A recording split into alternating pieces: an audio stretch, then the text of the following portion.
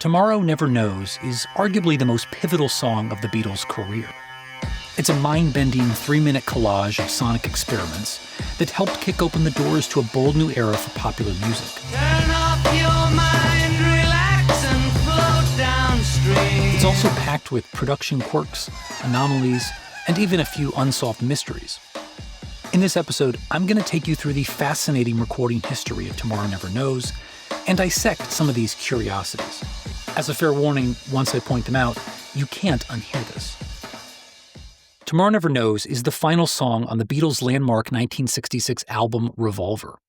Despite appearing last on the album, Tomorrow Never Knows was actually the first song that the band worked on for the Revolver sessions, following an unprecedented 5-month-long break after their previous album Rubber Soul.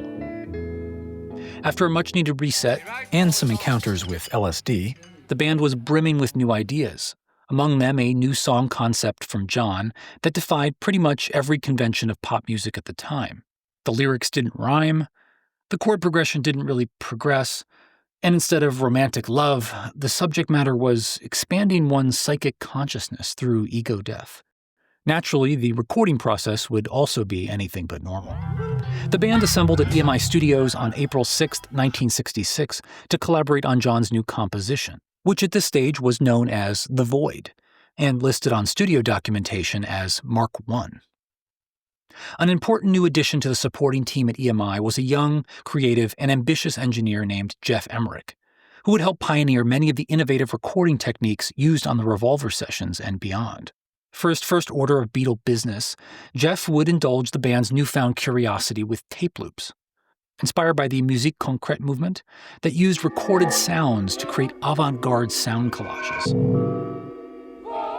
For their first attempt on The Void, the band recorded a short loop of guitars and drums, which was then slowed down and drenched in echo to create a droning backing track. Jeff's other engineering task was to satisfy John's request of making his voice sound like the Dalai Lama chanting from a mountaintop.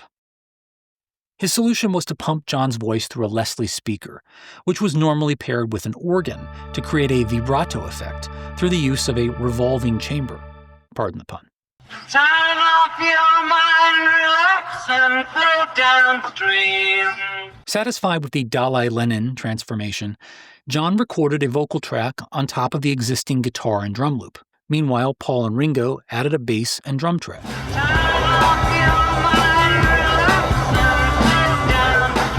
There was a small problem with this approach, however.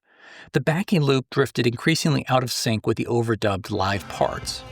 Keep in mind, in the pre-digital era, everything had to be timed manually. Digital tools like Auto-Tune were still decades away. Facing this challenge, the band scrapped this initial idea, but would revisit using tape loops in a slightly different way soon. Returning to their usual method of live recording, the four Beatles, John on vocals, George on tambourine, Paul on bass, and Ringo on drums, made 2 attempts at a suitable backing track, settling on the second one, labeled Take 3, as the final. Contrary to some accounts, Ringo's hypnotic drum part here is not a tape loop. It's 100% live Ringo, and it's frankly amazing. Tape loops did come back into the picture at this point. Before heading home that night, Paul suggested a new idea, that the band record their own tape loops and bring them to EMI the next day. With tape segments of random sounds in hand, the band returned to EMI on April 7th and sorted through their overnight creations. Of the many options, they settled on 5 that would make it into the final song. Due to the heavy saturation and other manipulation, there's some debate over what these original sounds were, but I'll play a snippet of how each one sounds when isolated. Here's the first, which is typically cited as Paul's voice sped up to sound like a seagull. The second, an orchestra sped up. The third, notes played on a mellotron sped up. The fourth, more notes played on a mellotron sped up. And fifth, a sitar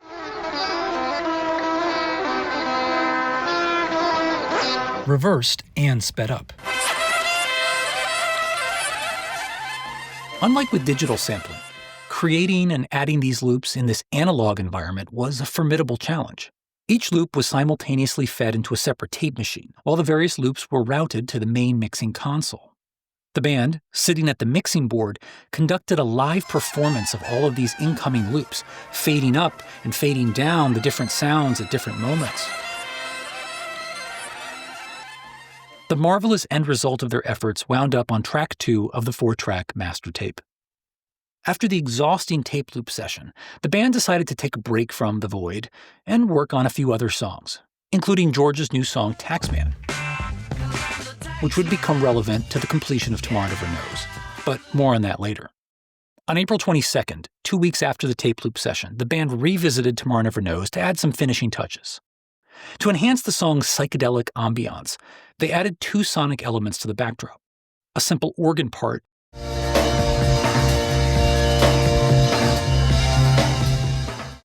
and second, an Indian instrument called a tambura, heard clearly during the lead-in and continuing throughout the song. Also on this day, John re-recorded his main vocal track, but with different effects applied to the first and second sections. For the first half, he double-tracked his vocals. That is, sang it through twice to help enhance the sound of his voice. Lay down all thoughts, surrender to the void. Then, for the second half of the song, his voice was put through the Leslie speaker to get the vibrato effect he used on take 1. That love is all and love is everyone. So if you listen carefully, you'll notice 2 distinct vocal treatments in the song, separated by the solo section in the middle. It is not dying. It is not living. Speaking of that middle solo section, which at this point featured a bunch of tape loops, they decided to add another Beatle first here, a backwards guitar solo.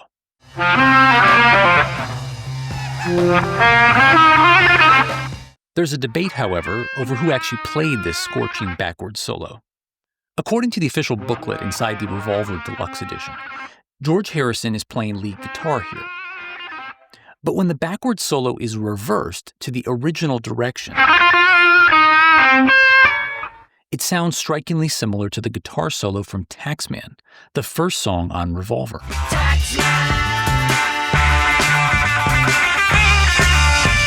Taxman was indeed a George Harrison song, but the guitar solo on Taxman was actually performed by Paul. Not coincidentally, that session took place the night before the Tomorrow Never Knows solo was added. The 2 solos sound so similar that some people believe it's actually copied from the same recording. Upon closer analysis, the 2 solos don't line up exactly, but they definitely share an identical style and sound, meaning it was likely Paul playing both, contrary to the liner notes. Regardless of who's actually playing, the 2 similar solos form a clever link from the last track on Revolver to the first, bookending the album.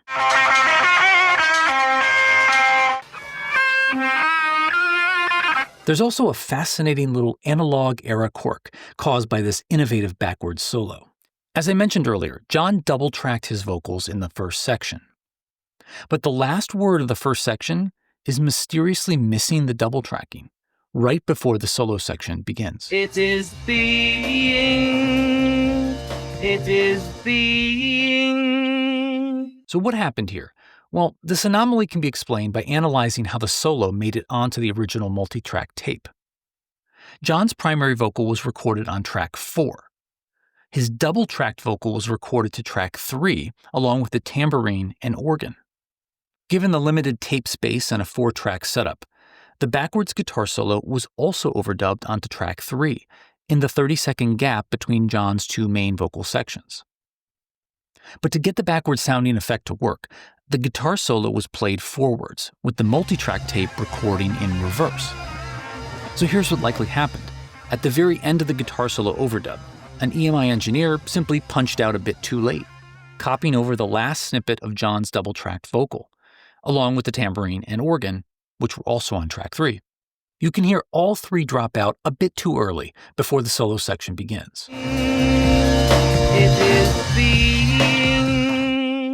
Unlike in a modern digital recording studio, once it happened, they couldn't undo this. So this happy little accident was left in, as a neat little artifact of the analog recording era. Before wrapping up, they included one final touch to close out the song, a random bit of honky-tonk piano that had been recorded a few weeks earlier. With that, the recording of Tomorrow Never Knows, still titled Mark I at this point, was complete. But as usual, the Anomalies didn't end there. At the time, Beatles songs were mixed for two separate versions, single-channel mono, which was the dominant format at the time, and two-channel stereo, which was still a more experimental format. Because these different versions were often created during different sessions, and the band only reviewed the mono mixes, this led to some odd variations between the two mixes. On the mono mix, you'll notice different patterns in where the tape loops come in, different effects on the guitar solo, and even a few extra seconds of honky-tonk piano at the end.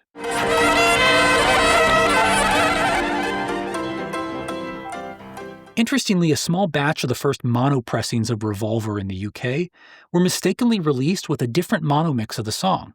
As you can imagine, those early misprints are now collectible. For the stereo version, my favorite quirk is a seemingly random high-pitched noise heard about halfway through. This little anomaly is actually a bit of guitar feedback from the backwards solo that was likely left in by mistake. Ironically, now that stereo has become the preferred distribution format, it's weird to hear this mistake missing from the mono version. The last bit to be addressed was the song's title, which isn't found in the lyrics at all. Instead, John borrowed it from an offhand remark Ringo made in 1964. What can you say? Tomorrow never knows. On August 5th, 1966, Revolver hit store shelves, with Tomorrow Never Knows sequenced last, marking the summit of this extraordinary album. Tomorrow Never Knows was, in a word, unconventional. But its brilliance was also immediately apparent. George Harrison called it easily the most amazing new thing we've ever come up with. An early review mentioned the song specifically as among, quote, the most revolutionary ever made by a pop group. No other song in their career marked such an abrupt shift, like stepping from a black and white world into full color. I find it incredible that this piece of transcendent music emerged less than 3 years after She Loves You. The song's innovative use of the recording studio paved the way for countless other groundbreaking hits in their catalog. Let me take you down, 'cause I'm going. The heavy reliance on studio production, however, made it virtually impossible for the band to play these songs live. No matter as they had decided to give up touring altogether in late 1966, never having played any songs from the Revolver album live. In subsequent years, many other artists have performed creative covers of the song, including Phil Collins, Brian Eno, and Phil Manzanera, Los Lobos, even John's son Sean, fronting the Claypool Lennon Delirium.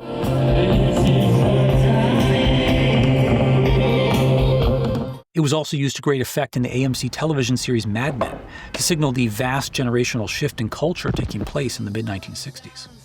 The entire Revolver album has risen in appreciation over the past few decades for being a watershed moment, not only in the Beatles' career but in music history. In a year of landmark genre-defining albums from artists such as the Beach Boys, the Rolling Stones, Bob Dylan, the Byrds, Frank Zappa, and many more, Revolver stands tall among giants. Like its cover art, the album is an eclectic collage from Texas and Yellow Submarines to the sounds of India and Motown. Its grand finale, Tomorrow Never Knows, was the launch pad into the psychedelic universe that would define the following year's Summer of Love. Listen more closely and you can hear the future of electronic music emanating from its thunderous pulse. Tomorrow Never Knows might not be the most well-known Beatles song, but to me, it's the most rewarding listening experience of their career. In less than 3 spectacular minutes, this groundbreaking production transports you to another dimension by way of a piece of ancient wisdom that seems more relevant today than ever before. Turn off your mind, relax and float downstream. So what do you think of Tomorrow Never Knows and its many anomalies? Let me know in the comments. And as always, thanks for watching and for subscribing.